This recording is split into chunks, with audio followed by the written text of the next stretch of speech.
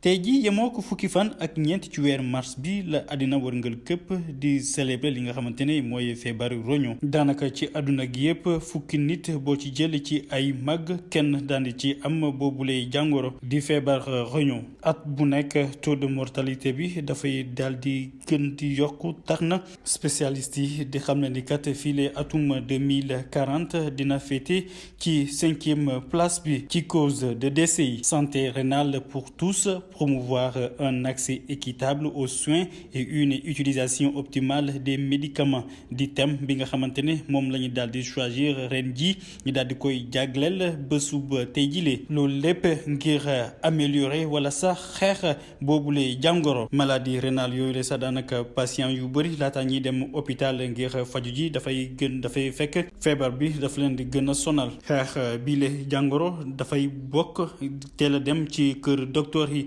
ngir mun a def ay diagnostic ngir ñu mun a ko xeex wala sax stopper lii di taux de évolution fii ci biir Sénégal état bu Sénégal daal di am ay objectif yu mucc ayib ngir jëlee boobule feebar moo waral moo daal di teg ay centre de dialyse diggante 2010 ak 2022 état bu Sénégal daal di mettre en place ay centre de dialyse lu toll ñaari fukk ak ñett wante nag laata loolu nag ñaari centre de dialyse képp moo nekk ci biir Sénégal ci atum 2013 état bu Sénégal daal di def la gratuité totale bu dialyse maanaam malade yi mën nañ def ay dialyse te duñu fay dara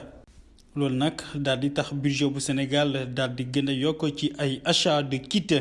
ndaxte kat mu ngi toll 1,5 milliard état bu Sénégal yemul ci loolu kese ndaxte kat dafa daal di voté li nga xamante ne mooy loi de transplantation et de don de l'organe ginnaaw ay effort yooyu la sax yi nga xamante ne gouvernement bu Sénégal mu ngi koy def ngir mën a jëlee fi boobule feebar ay défi nag jamono ji mu ngi koy xaarandi yi ci mel ni renforcement des ressources en faveur de la lutte contre la maladie rénale chronique li ci mel ni renforcement bu prévention primaire wala sax jëmmal lii di transplantation rénale. dañu am ak seetlu goo xam ne ñu ngi ko gis depuis des années malheureusement mën nañu wax sax ne tradition la fii ci Sénégal élection buy waaj a ñëw dañuy seetlu ne ci campagne bi wala ci yenn activités yi en tout cas yi acteurs politiques yi di def cay am ay scènes de violence léeg-léeg sax mu am ñu ci ñàkk seen bakkan loolu moo waral tey ñu xalaat ak OIF bi nga xam ne moo ñu jàppandal liggéey bi mu am benn projet boo xam ne liñ ci jublu mooy gunge ndaw ñi ay ndaw lañ ni ñoom donc yaakaar naa ne amul ku ñu gën a yell ci wax ak ñoom jéem leen a sensibiliser waxtaan en tout cas ba jéem a identifier daal maanaam jéem a saytu lan moo waral léeg-léeg élection yi di am yenn jafe-jafe yi ba ay nit di ci xeex wala di ci rayante ndaxte yaakaar naa ne réew mi comme ñoo ko bokk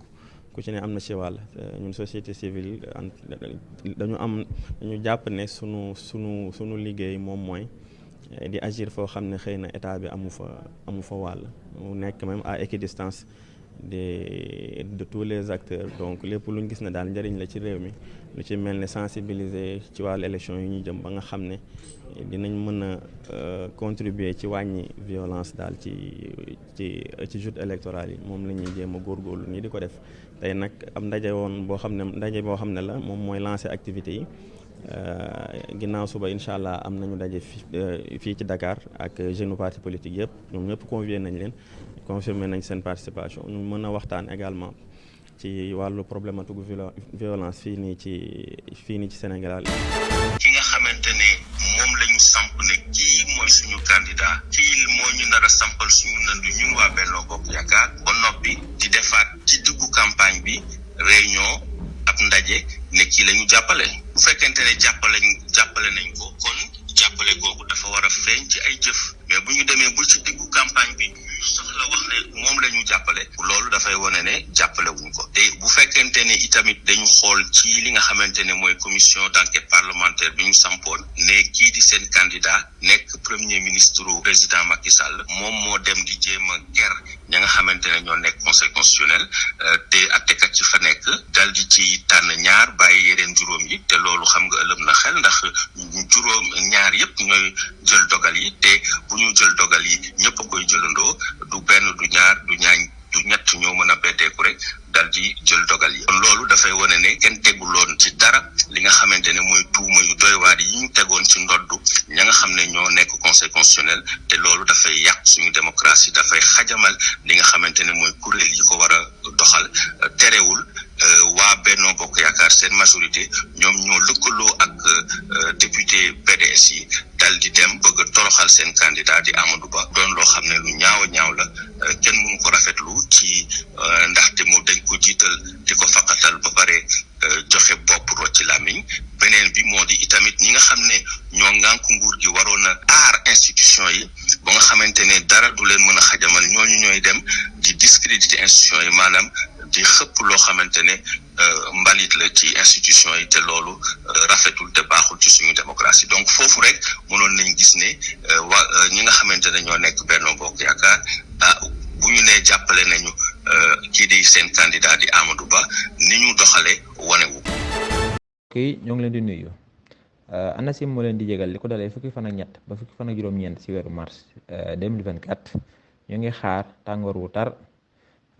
ci digg réew mi li ko dalee Diourbel Fatick Kaolack ba Kaffrine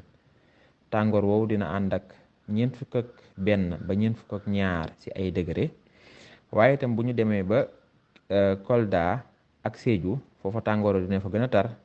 ba tax na dañ fa am ay température yu toll ci 43 ba 44 loolu nag moo waral ANACIM di leen yëgal ni am na mbooyo bu tar boo xam ne mi ngi dugg ci réew mi ba tax nag ñu leen di bàyyiloo xel bépp xabaar boo xam ne mi ngi jóge kër docteur wala bépp ndigal boo xamante ni waa kër docteur jox nañ leen ko ngir ngeen aar seen wér-gu-yaram waaye itam ngeen aar seen wér-gu-yaramu njaboot jërë ngeen jëf. mu nekk ab coup de tonnerre bu nar a dal ci équipe nationale bu Sénégal bi gannaaw rek ba ñuy waajandi publication liste bi nga xam ne nii Aliou Cissé mu ngi koy waaj ngir match yu ñu war a amal fële ca Amiens sa France mu nekk ci diggante Sénégal Gabon ak Sénégal Bénin ñaar fukki fan ak juróom benn ci weeru mars bii ñu nekk. international sénégalais bii di Youssouf Sabaly moom nag daal dina jël décision arrêté ci équipe nationale bi moom mi la sax di Youssouf Sabaly nekk fële ca Betis Séville moom nag daal dina justifier choix bi nga xam ne ni moom la daal di def ngir mu mën a concentré wu ca clubam moom latéral polyvalent bi sax mu ngi juddu ci weeru mars juróomi fan rek ci weeru mars atub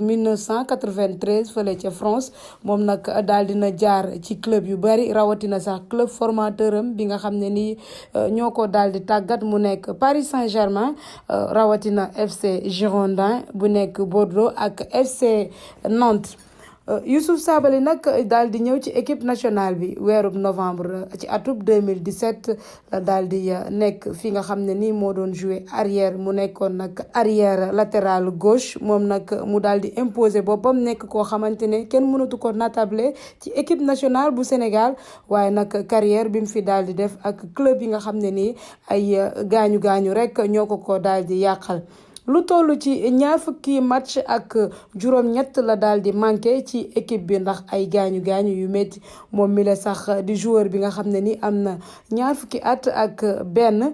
daal dina nag discuter daal dina waxtaan ak ki nga xam ne ni moo nekk sélectionneur national di Aliou Cissé ngir choix wam bi rek ñu daal di ko respecté waaye nag Youssouf Sabaly daal dina dem ci coupe du monde atub 2018 demaat tamit atub 2022 ancien joueur Bordeaux bi sax moom daal dina dem ci coupe d'Afrique bi ñu demee woon finale ci atub 2019 waaye itam mu absenté ci CAN bi nga xam ne nii Sénégal mu ngi ko remporté ci atub 2021